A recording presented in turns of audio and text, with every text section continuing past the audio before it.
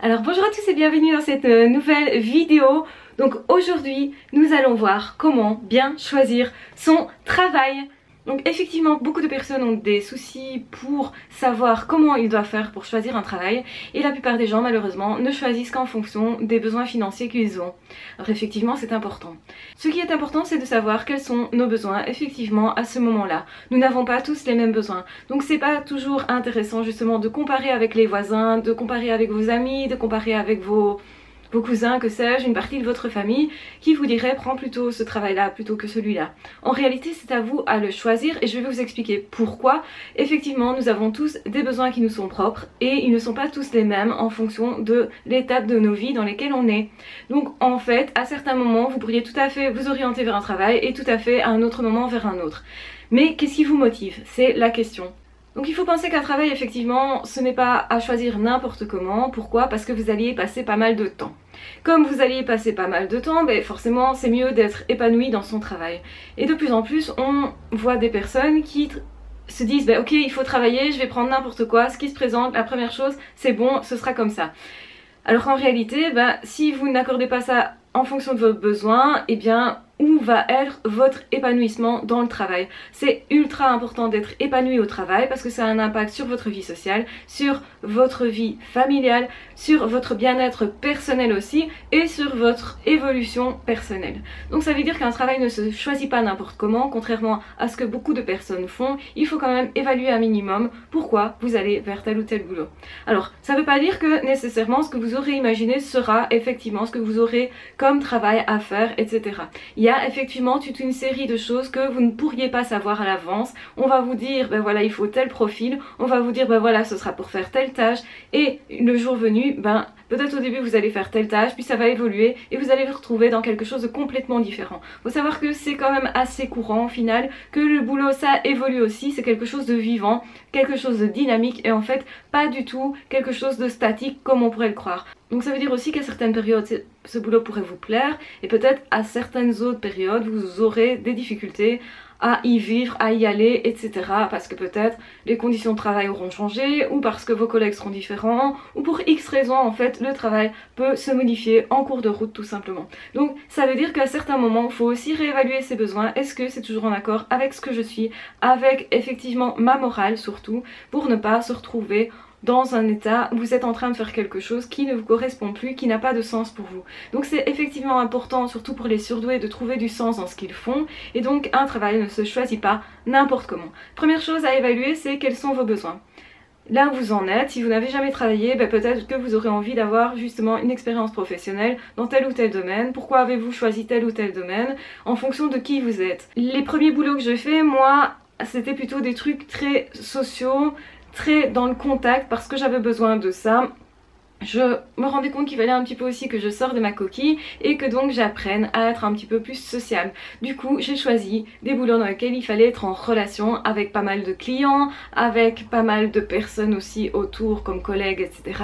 J'avais envie d'être entourée par exemple. Donc ça il faut savoir, est-ce que vous préférez travailler seul ou en équipe? Est-ce que vous préférez travailler dans un milieu plutôt très intellectuel, dans un bureau à l'intérieur, assis, etc. Au contraire, vous avez envie de bouger physiquement et c'est plutôt votre personnalité comme ça. Donc à la base, il faut regarder un petit peu quel type de personne vous êtes, qu'est-ce qui vous irait plutôt bien, qu'est-ce que vous imaginez qui vous irait bien. Donc ça veut dire se questionner, est-ce que quand je pense à tel boulot que je vais éventuellement faire, est-ce que ça me motive ou pas? Est-ce qu'intérieurement je me dis ouais super, c'est génial, je vais y aller, je suis motivée, j'ai envie, je suis même impatiente et tout ça. Si vous ressentez ça, forcément vous pouvez pas ne pas bien choisir par rapport à ce que vous imaginez en tout cas du boulot. N'oubliez pas que c'est toujours que ce que vous imaginez. Vous ne savez pas exactement ce qu'il en est sur le terrain. Vous pourriez tout à fait imaginer quelque chose et puis sur le terrain c'est autrement. Ça c'est tout à fait possible aussi. Ça fait partie parfois des plantages entre guillemets, des échecs qu'on peut avoir au niveau du boulot. C'est que à certains moments vous pourriez vous dire ce truc là est super au niveau de la fonction, mais quand vous vous retrouvez dans une équipe où effectivement ça dysfonctionne parce que les gens ne s'entendent pas et que vous sentez des pressions, des tensions ou que vous-même vous ne vous entendez pas avec une partie de l'équipe ou pour X raison, vous vous rendez compte que c'est pas du tout adapté parce que le climat est lourd et parce qu'il y a quelque chose dans le climat en tout cas qui fait que c'est pas sympa comme travail.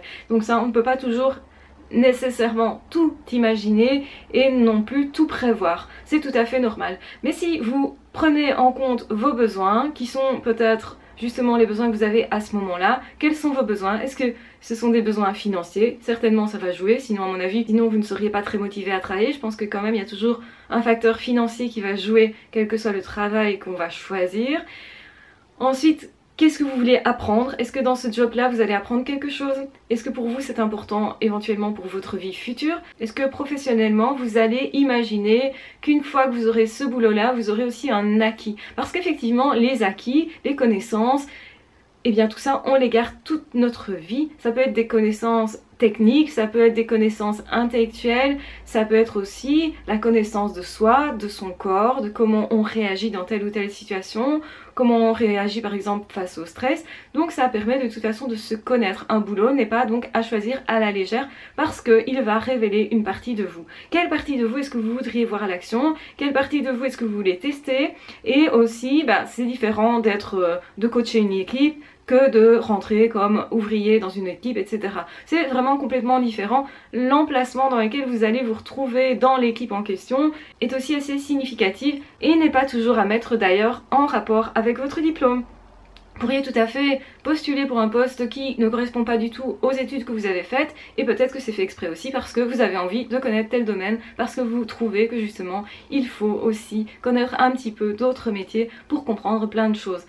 Donc effectivement, il faut savoir un petit peu ce que l'on cherche, pourquoi on le cherche, qui l'on est, pourquoi on fait ce type de choix, quelle est la capacité que l'on voudrait développer, qu'est-ce qu'on voudrait tester en soi au fond, quelles sont les limites qu'on va tester parce que automatiquement il va y avoir des limites à tester dans ce boulot-là. Donc ça veut dire qu'automatiquement on va vous pousser aussi un peu dans vos retranchements. Pour que ça soit une expérience qui va être réussie, il faut déjà que vous ayez des objectifs par rapport à ce travail-là.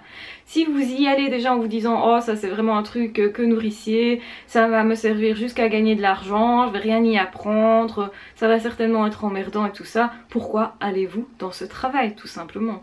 Alors je sais que parfois on peut prendre des boulots temporaire en se disant ce n'est que temporaire, mais attention justement parce que vous pourriez aussi vous retrouver coincé dans un boulot qui ne vous convient pas et au final ne plus savoir en sortir. C'est arrivé à plein de personnes, c'est-à-dire qu'au début vous vous dites c'est temporaire, je prends ça en attendant pour avoir de l'argent, en fait la plupart du temps c'est pour ça qu'on fait ça, et alors du coup le problème c'est que vous vous retrouvez assigné au final. Au début c'est peut-être par intérim, puis ça va devenir un CDD et puis ensuite un CDI éventuellement. Et là comme c'est indéterminé, vous vous retrouvez coincé dans un boulot que si vous voulez quitter, c'est à vous à quitter ce poste là avec toutes les conséquences que ça a, de perte éventuelle de vos droits, de chômage, de aussi la peur de devoir changer d'un milieu à un autre et au final vous êtes habitué à quelque chose et donc peut-être que vous n'allez plus oser justement bouger, changer, aller vers quelque chose qui vous correspondait mieux. Donc ça toujours il faut vraiment essayer de regarder pourquoi on fait certaines choses et surtout se fermer au bruit ambiant. Ça veut dire quoi? Ça veut dire que forcément votre entourage aura un avis sur la question.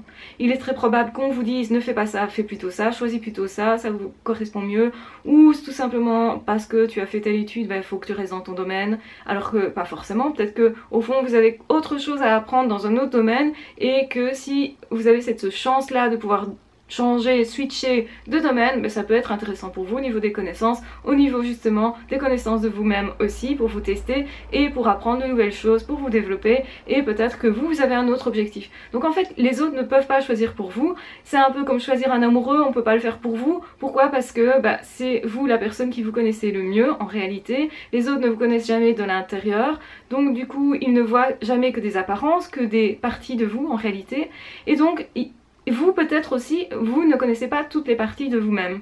Et ça c'est important de le savoir, ça veut dire aussi que vous allez certainement découvrir quelque chose que vous ne connaissiez pas de vous. Et souvent c'est très valorisant quand c'est effectivement des aptitudes que vous découvrez. Vous découvrez en fait au bon niveau pour pouvoir faire ce job là, alors que peut-être initialement vous vous étiez dit c'est pas pour moi parce que c'est trop compliqué, parce que je n'y arriverai pas, parce que il faut des aptitudes que je n'ai pas, etc. Donc ça c'est vraiment idéal. Évidemment on n'est pas toujours dans des situations idéales et ce qui est intéressant c'est que quand vous êtes au chômage, que vous cherchez du boulot, ou simplement même vous n'avez pas droit au chômage mais vous cherchez du boulot, vous êtes dans cette optique, eh bien posez-vous les bonnes questions.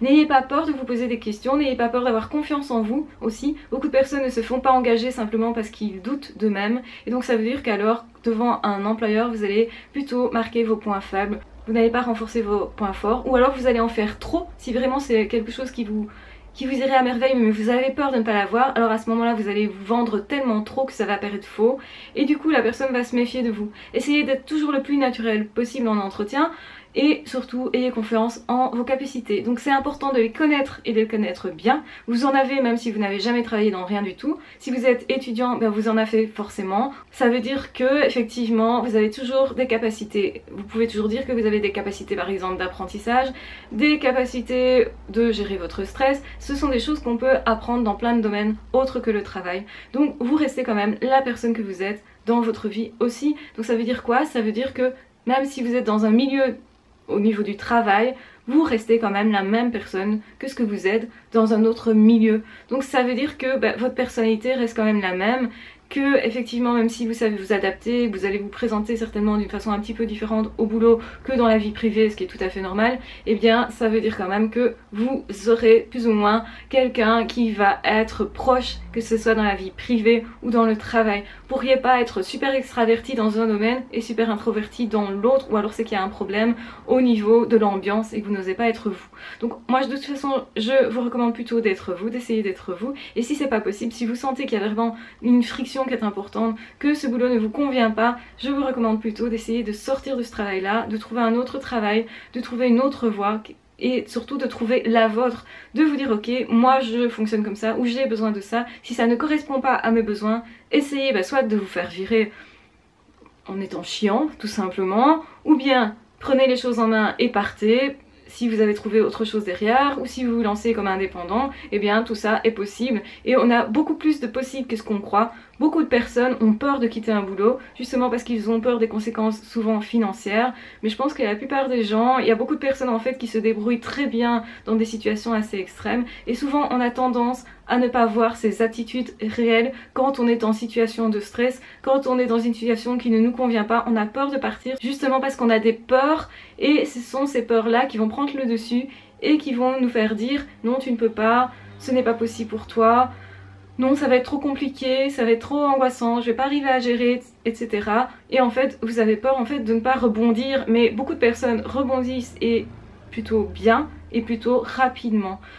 Donc n'ayez pas trop peur, si vous sentez que c'est pas votre voie, ne perdurez pas dans un truc qui ne vous convient vraiment pas. Alors quand je dis ça, c'est évidemment après avoir essayé des années dans quelque chose, vous sentez que c'est pas votre voie, mais des années c'est suffisant pour vous adapter. Si évidemment vous êtes là depuis une semaine, attendez peut-être un peu de voir parce que vous ne pouvez pas vous adapter aussi rapidement. Évidemment il faut un temps d'adaptation à tout et donc pour se sentir comme un poisson dans l'eau, ça ne se fait pas du jour au lendemain, vous devez apprendre plein de trucs et le début c'est toujours compliqué, c'est toujours un petit peu anxiogène et c'est tout à fait normal. Donc laissez-vous du temps aussi, laissez-vous une chance autrement dit dans le boulot, quel que soit le boulot. Vous ne savez pas à l'avance ce que ce boulot va vraiment vous apporter, vous ne pouvez faire que le sentir ou le supposer. Et bien souvent on se retrouve aussi dans des situations que nous n'avions pas prévues, mais qui peut aussi permettre de développer nos facultés parce que justement quand on n'a pas prévu une situation, eh bien on n'en a pas eu peur et du coup on a beaucoup plus de facultés justement pour trouver le potentiel en nous, pour justement essayer de faire face à telle ou telle situation. Et donc ce qui est intéressant c'est évidemment d'être émerveillé finalement face à ses capacités, de se rendre compte qu'au final on est félicité peut-être par un supérieur, etc., on est reconnu. Donc au final, bien moi je vous recommande de toute façon de tout faire en fonction de vos besoins, de bien les évaluer, de bien vous connaître déjà, de prendre confiance en vous avant d'arriver dans un travail parce que vous en aurez besoin de cette confiance là minimale pour justement apprendre. Donc il y a toujours une confiance minimale à avoir. Si vous êtes paniqué dès les premiers jours, bien sûr ça risque moins facilement de bien se passer. Donc essayez de garder votre calme quoi qu'il arrive, de vous dire ok j'ai sûrement des ressources en moi que j'ignore. Si c'est votre premier job, en tout cas n'ayez pas trop peur, dites-vous que c'est cool, vous allez apprendre plein de choses.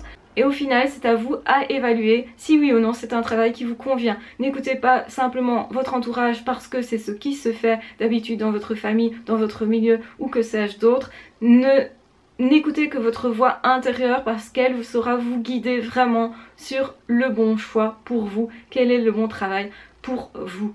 Donc voilà, j'espère que cette vidéo vous aura aidé, qu'elle vous aura autorisé au moins à vous écouter, qu'elle vous aura permis d'avoir un guide justement en vous, parce qu'en fait vous avez ce guide là mais souvent on ne l'écoute pas suffisamment, et que ce n'est pas du tout anodin de choisir un travail, ça fait partie de sa vie, c'est pas du tout à mettre de côté. Il faut bien penser qu'effectivement pour s'épanouir ça va de pair avec l'épanouissement dans un travail, et donc effectivement il faut en tenir compte. Ce n'est pas quelque chose à choisir à la légère, tout simplement. Je vous embrasse très fort, je vous aime très fort. N'hésitez pas à vous abonner si vous avez aimé cette vidéo, n'hésitez pas non plus à la partager si vous pensez qu'elle peut être utile à quelqu'un. En attendant, de toute façon, nous on se retrouve très vite dans d'autres vidéos ou dans d'autres podcasts. À ciao, bye bye!